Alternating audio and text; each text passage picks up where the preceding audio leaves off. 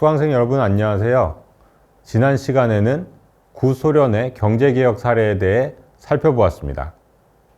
이번 시간에는 1978년 이후 실시된 중국의 경제개혁 사례에 대하여 살펴보겠습니다. 잘 알려져 있듯이 중국은 1978년부터 경제 개방을 추진하였고 사회주의 시장경제로의 전환을 성공적으로 실현하면서 꾸준히 경제 발전을 이루어 왔습니다. 중국의 개혁 사례를 북한이 많이 참고해 왔다는 점에서 중국의 경제개혁 사례에 대한 학습은 북한의 변화를 이해하는 데에 많은 도움이 될 수 있습니다. 여기서는 시간 제약을 고려해 그 가운데 기업 부문을 중심으로 중국 경제개혁에 대해 살펴보겠습니다. 개혁 초기에는 농업개혁부터 우선적 실시되었습니다. 농업개혁의 핵심은 집단 농장을 해체하고 가족농 체제로 전환하는 것이었습니다. 집단 농장 시스템에서는 아무래도 농민 개개인에게 생산 요인을 제공하기 힘듭니다.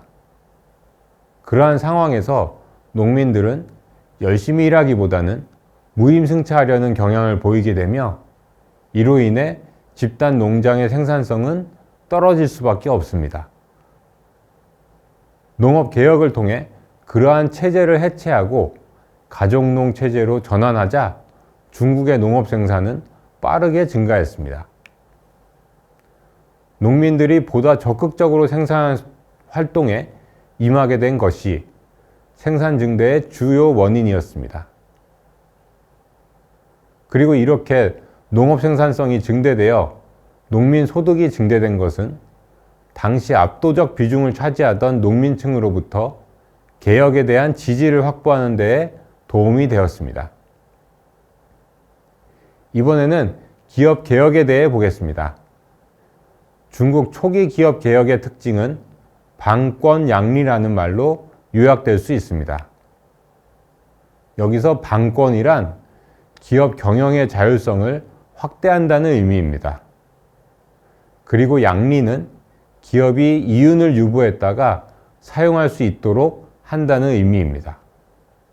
즉, 중국의 초기 개혁은 기업 경영의 자율성을 확대하고 경제적 인센티브를 강화하는 데에 초점이 맞춰졌다고 할 수 있습니다. 그 내용을 좀 더 구체적으로 살펴보겠습니다. 먼저 기업 경영의 자율성을 확대하는 조치로는 계획 부문의 비중을 축소하고 국영기업의 계획 외 생산 및 판매를 허용한 것, 그리고 노동계약제를 도입하고 임금 결정권을 부여한 것 등을 들 수 있습니다.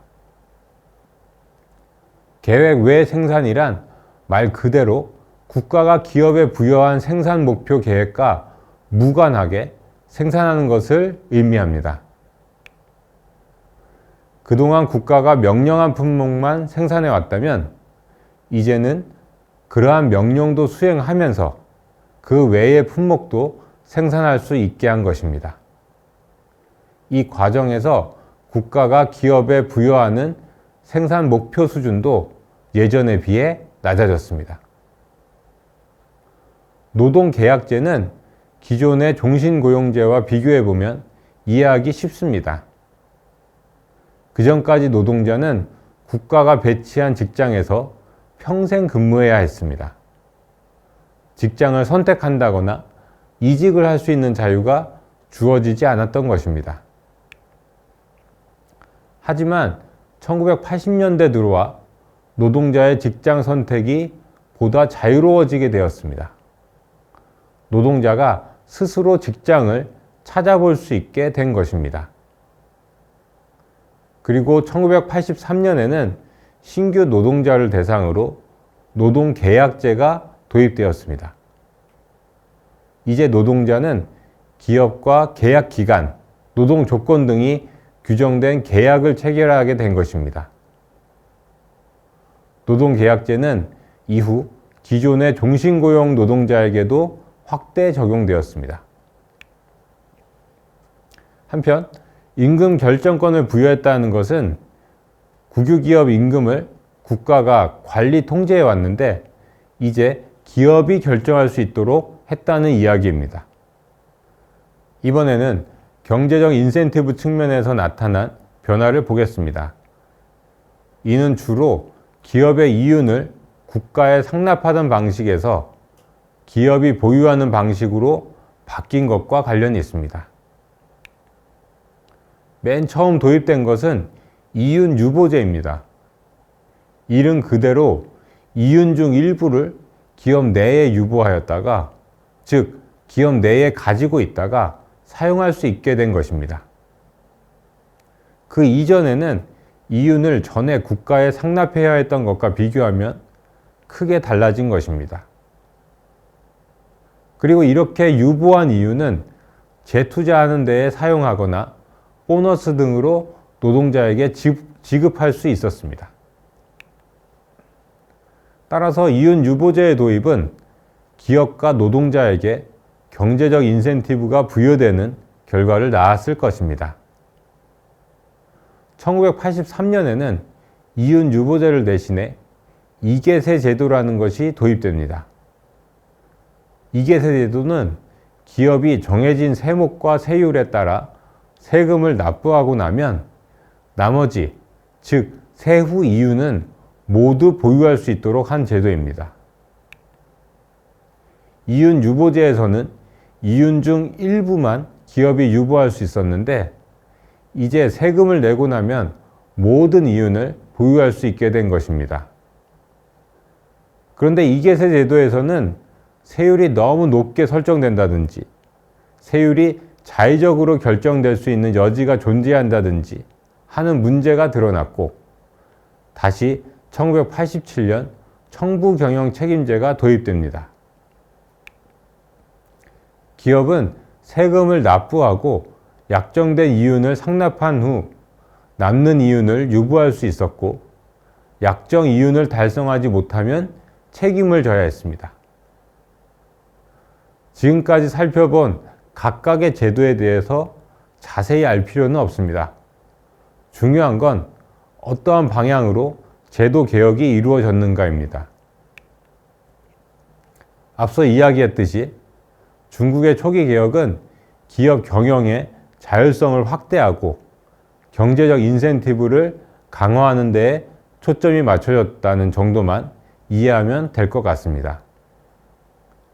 그렇다면 중국의 경제개혁 초기 생산수단 소유제도, 즉 사적 소유의 허용 측면에서는 어떠한 변화가 있었을까요? 초기에는 변화가 크지 않았습니다.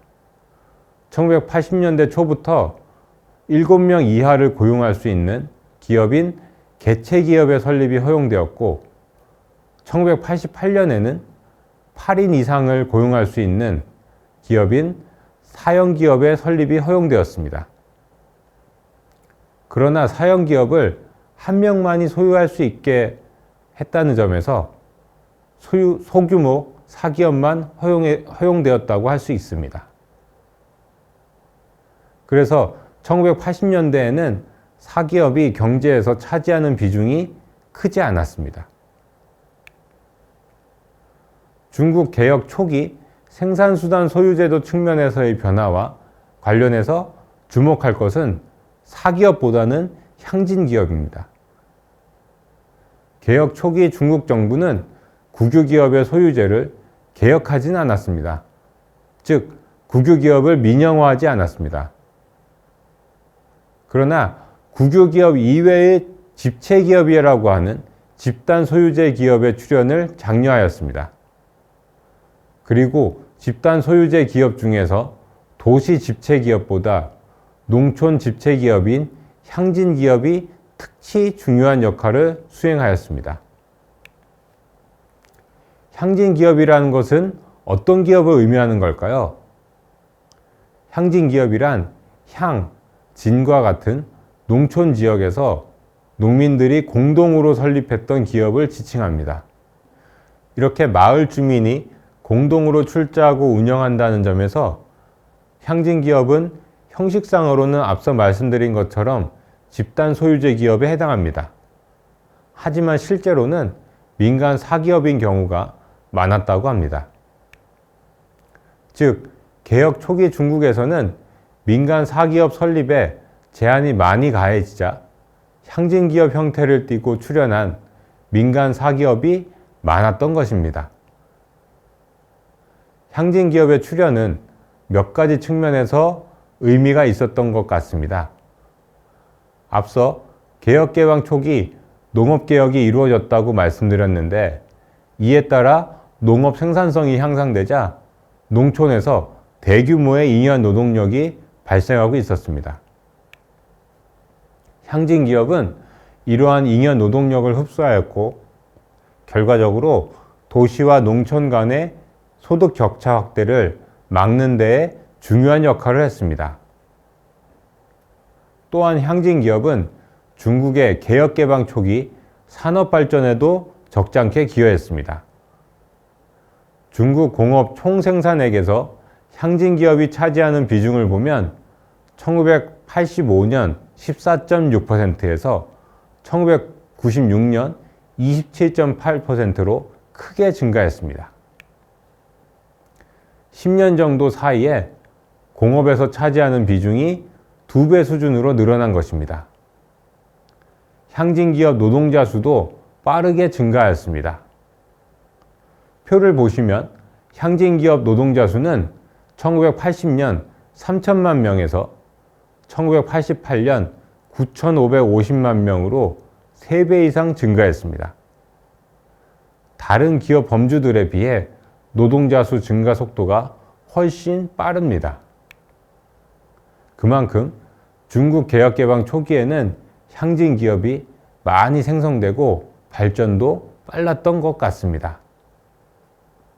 향진기업은 국영기업이 지닌 비효율성을 드러내는 역할도 했습니다. 이는 국영기업이 가지고 있는 비효율적인 측면을 개선해 나가는 데에 도움이 되었습니다. 향진기업이 국영기업을 개선해 가는 데에 일종의 촉매 역할을 한 셈입니다.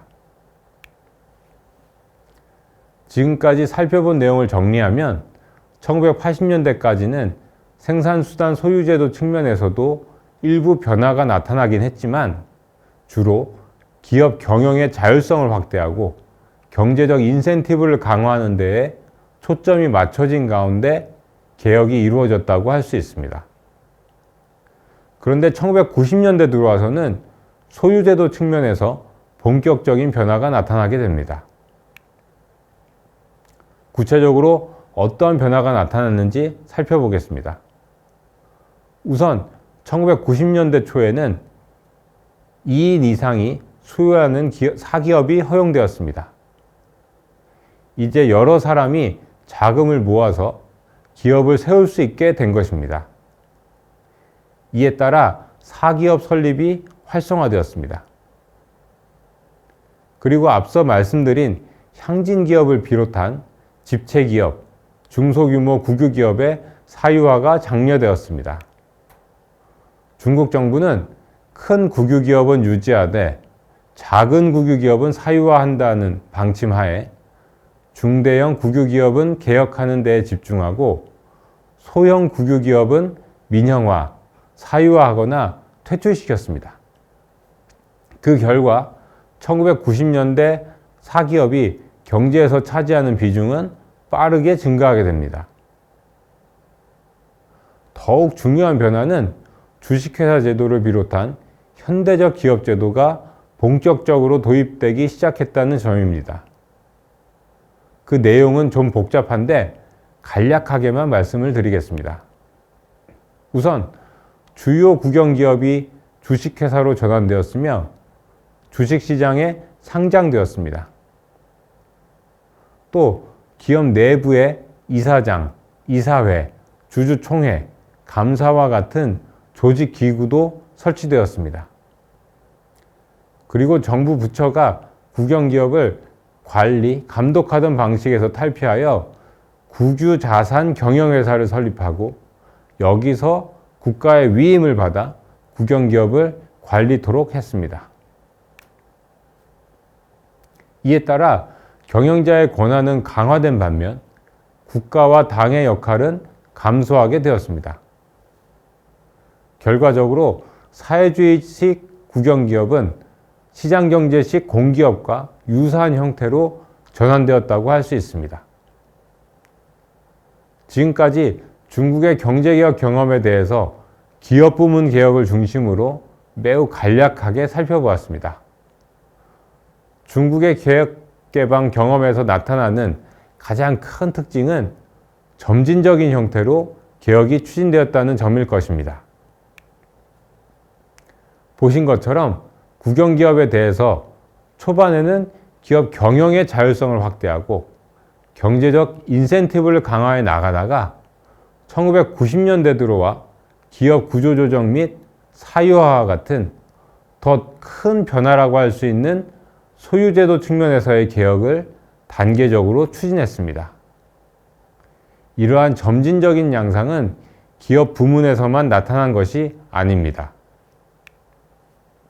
예를 들어 가격 자유화도 상당 기간 이중가격제, 즉 공식 가격과 시장 가격이 공존하는 상태를 유지하면서 점진적인 형태로 추진되었습니다.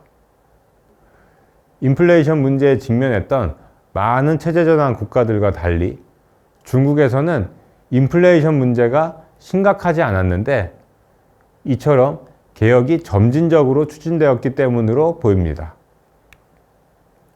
이번 시간에는 중국의 경제개혁 사례에 대해 살펴보았습니다. 다음 시간에는 베트남의 경제개혁 사례에 대하여 살펴보도록 하겠습니다.